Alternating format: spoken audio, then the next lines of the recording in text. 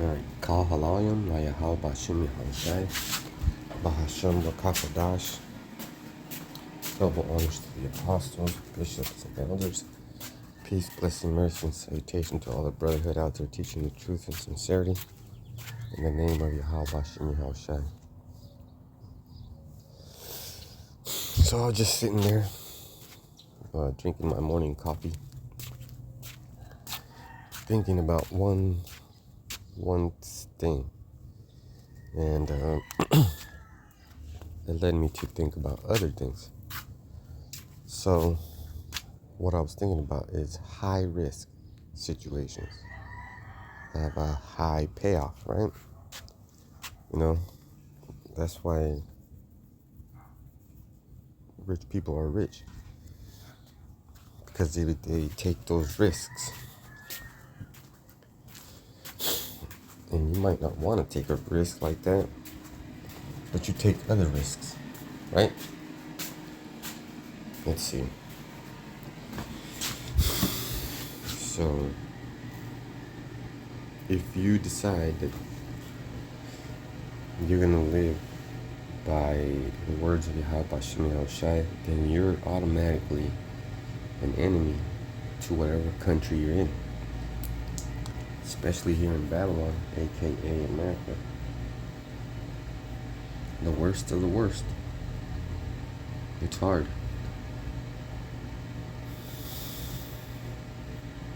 But, you know, it's set up in a way where you can't. So I don't know what the hell IUIC is talking about. You can't keep the laws, right? So this is Deuteronomy 28:1, and I'm going to read it in the NLT. If you fully obey the Lord your God and carefully keep all his commands that I am giving you today, the Lord your God will set you high above all the nations of the world. Alright? You will experience all these things if you obey Yahweh your power. Your towns and fields will be blessed, and our towns and fields are not blessed. You know, it is, there's a bunch of GMOs here, and the fields basically represents the world, right? So, you know, you can't own anything because it's not, even if it was yours generations ago, it was stolen by some Edomite, and they used lies to get it, right? So I can't go to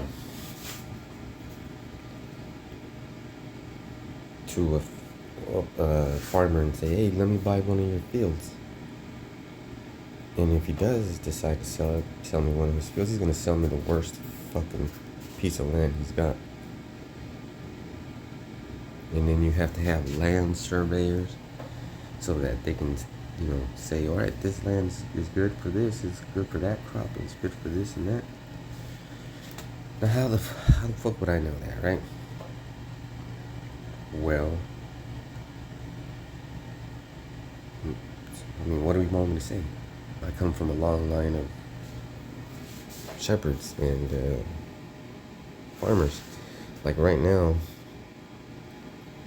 my father has a crop growing, and he's gonna go back at the end of May to harvest it. Now he's lucky because my grandfather, you know, got that land from his father, you know, and so forth and such, and however it may be. But the field that my father has should be the one producing the most, because it was it's a long story, but it was resting, and then My dad got a wild hair up his butt. He decided he wants his land back. Blah blah blah. But um, somebody hired a witch, and they put a curse on my little piece of my dad's land, and his crop that was supposed to be good wasn't good, and it baffled the little scientist, the agricultural scientist right there. And then my dad was he was he was upset. Just imagine if you lost a crop. That's a lot of hard work and money. All right. So he was digging around, and he found like a little voodoo doll in his land. And then that made me fucking angry. Like, I'm still angry at it.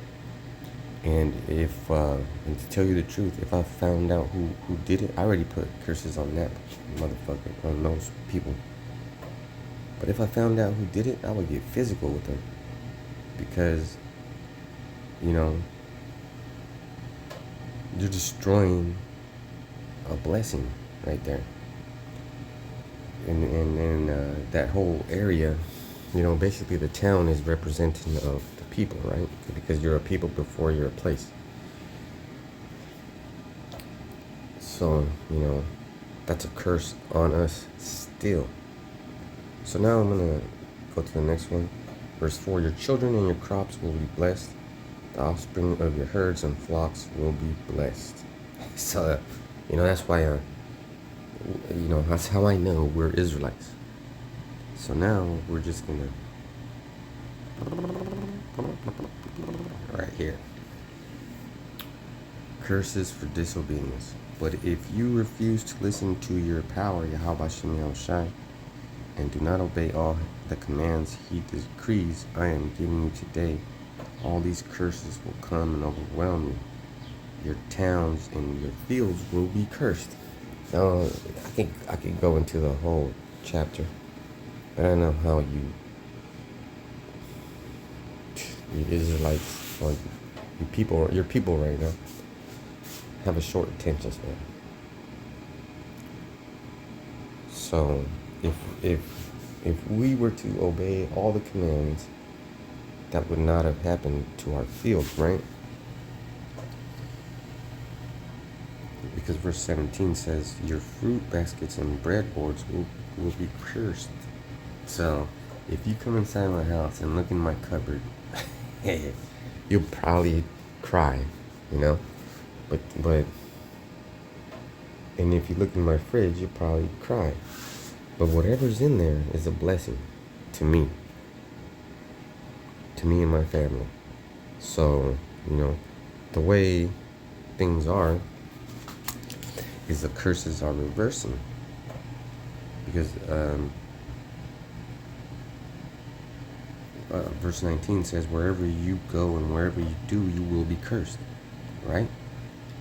So, you have to think about one thing. Who is putting up, who's responsible for all this stuff? It clearly said that if we obey, but there's got to be someone behind that,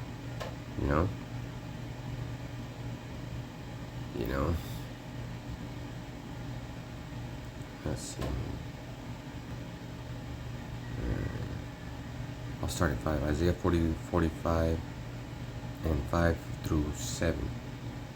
It says, I am the Lord, there is no other power. I have equipped you for battle, though you don't even know me. So right there, I'm going to have to stop and tell you, even though we're under the curses, like, you can provide miracles for yourself.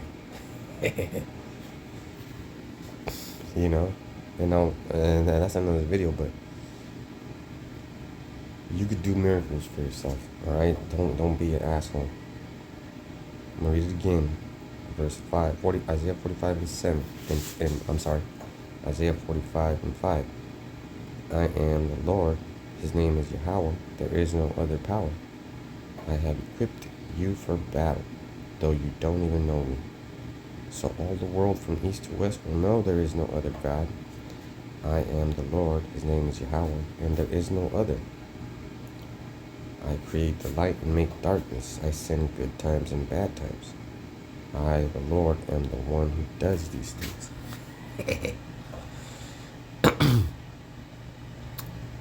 Pretty fucking sick, right? That's pretty sick, you know? That's fucking, man. That's harsh, man. And so there is a clue right there. If he's fucking you up, it's because you didn't listen.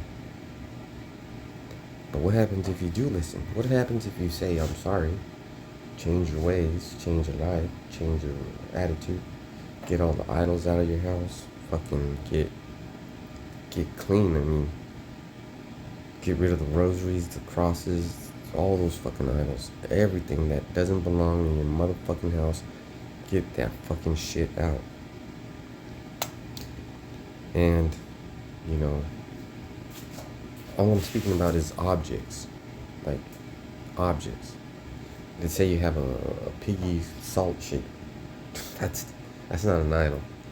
But if you have a piggy salt shaker that's encased in glass and nobody can touch it, and your woman says, don't nobody fucking use that, that's this and that means so much to me. Okay, that's an idol. Gotta get rid of it. And the hardest idol for you people to get is those religious idols. So once you change that, it becomes better. And oh man, the kind of better that I'm saying is not for everybody.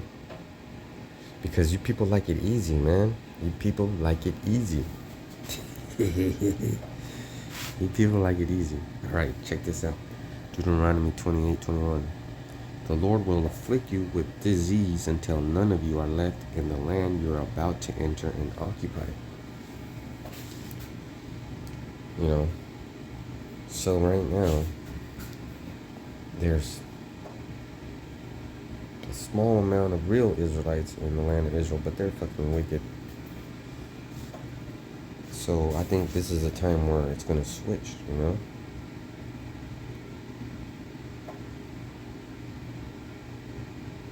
Man. Look at all these curses, man. This is bad. Oh. Deuteronomy 28:28. Yahweh will strike you with madness, blindness, and panic. And that's going to happen, like, next. Fucking next, baby. You know, I think I've said enough, but I'm looking for something.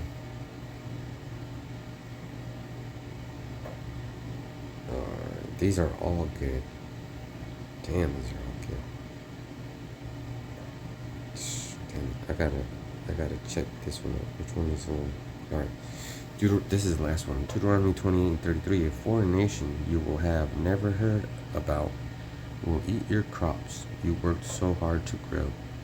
You will suffer under constant oppression and harsh treatment. Like, I don't know if you people are paying attention to who's being treated a certain way, but that's us, the Israelites. Starting from Judah on down to Issachar. And they're bringing in foreign people. I never heard about no South African white people. I ain't never heard about them motherfuckers. But guess what? Your boy DT, Donald Trump, is bringing them in, and he's saying, fuck you niggers and wetbacks. And all type of spics. And verse 34, you know, you will go mad because all the tragedy you see are all around you.